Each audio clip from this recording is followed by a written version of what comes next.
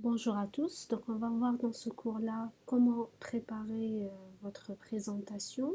Donc ça peut être pour une soutenance de licence, master et même doctorat. Donc on va voir juste quelques éléments les plus importants pour faire une bonne présentation.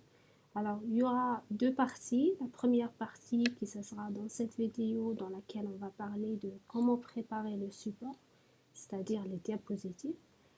Et ensuite, dans la deuxième partie, donc une seconde vidéo, on va parler sur la prise de parole en public, c'est-à-dire comment je gère mon discours, comment faire une bonne présentation d'un travail scientifique.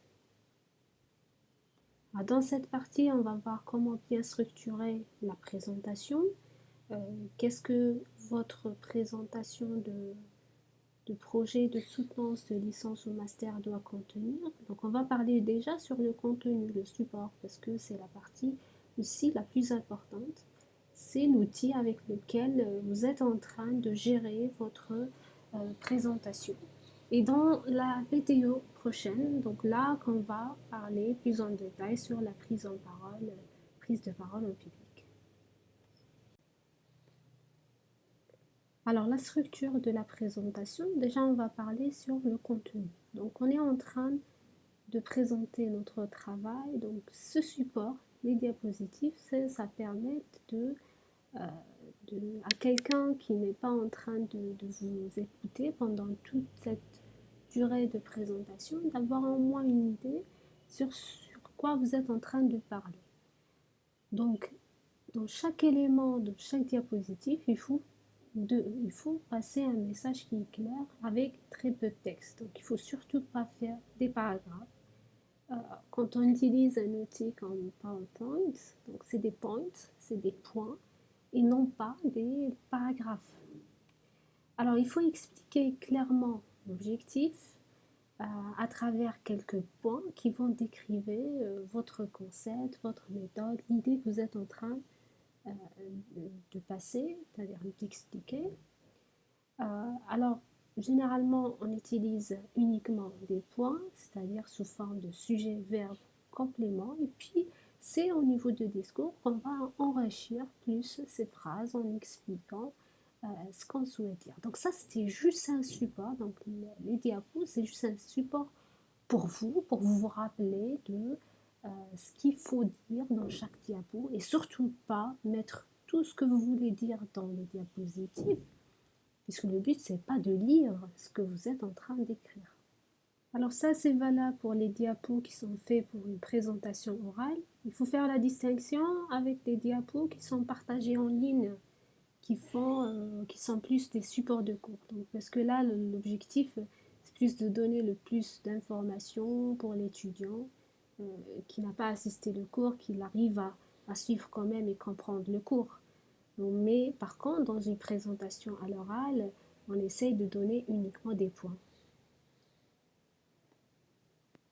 Alors maintenant, pour le contenu, il faut compter qu'une diapositive, c'est une idée. Donc il ne faut pas charger que la diapo soit surchargée en termes d'informations partagées. Donc, je ne dois pas rester sur la même diapo en train de parler trop.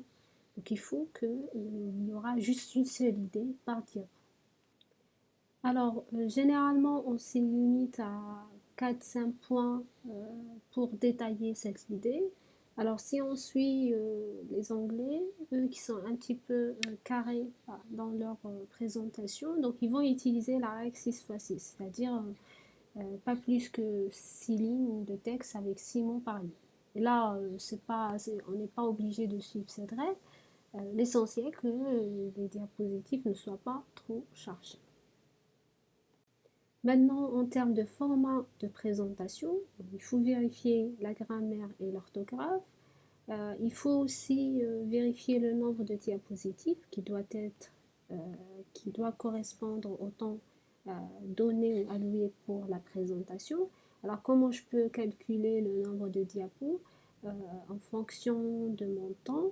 Alors, soit avec l'entraînement, avec l'expérience, sinon, il faut compter à peu près en 30 secondes et 1 minute par diapo. C'est-à-dire une présentation que j'ai uniquement 10 minutes, une dizaine, vingtaine de diapos, ça suffira. Et non pas faire une centaine au risque de ne pas allouer trop de temps pour chaque diapo.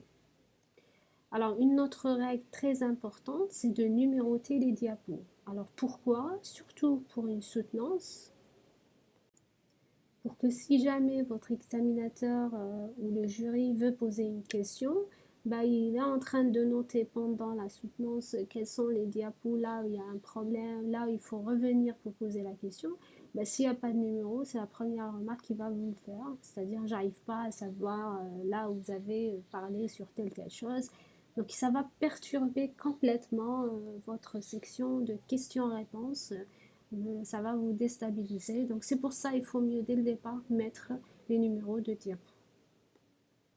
Alors toujours dans le format de présentation, donc il y a aussi la police, elle doit être identique dans toutes les slides, c'est-à-dire ne pas faire une slide, je dis slide ou diapositive, donc ne pas faire une diapositive avec du Times et une autre avec Arial. Donc là, il faut choisir la taille pareil, le format de texte approprié. Alors, concernant le gras et l'italique, vous n'êtes pas obligé de le mettre, mais si vous l'utilisez, ça ne doit pas être pour tout le texte d'une diapositive. Donc, euh, surtout l'italique, ça fait mal aux yeux, c'est pas tout le monde qui l'accepte. Le gras non plus, donc, sauf si on veut accentuer certains mots pour faciliter la lecture. Donc ça, c'est possible de le faire. Alors par rapport au fond, il faut mieux favoriser le fond blanc quand c'est une communication professionnelle. euh, Surtout dans côté recherche, on est plus sur des fonds blancs. Et quand on est dans le domaine d'entreprise, des professionnels en entreprise, généralement ils utilisent le noir. Mais il n'y a pas une règle générale par rapport à ça. Tout ce que vous devez vérifier, c'est que le fond doit être assez clair pour que votre texte soit bien lisible. Donc il faut le tester avec le projecteur aussi pour voir à ce que voilà, la lisibilité elle est bonne. Alors un autre point dans le format toujours de la présentation, c'est l'utilisation des images et vidéos. Vous n'êtes pas obligé d'utiliser des images, les vidéos, les tableaux, mais si cela peut apporter une information à votre discours, donc pourquoi pas. Au contraire, quand on a par exemple des résultats à présenter, au lieu de faire un tableau, il faut mieux utiliser euh, par exemple des diagrammes statistiques. Ça peut aider énormément pour discuter les points, pour avoir une meilleure lisibilité du résultat. Alors pareil pour les schémas, les figures, donc ça peut simplifier énormément euh, les choses. Au lieu de mettre beaucoup de texte, on peut le résumer à travers une image qu'on peut expliquer lors de la présentation. Alors le dernier point, c'est de limiter l'utilisation de l'animation et les effets spéciaux.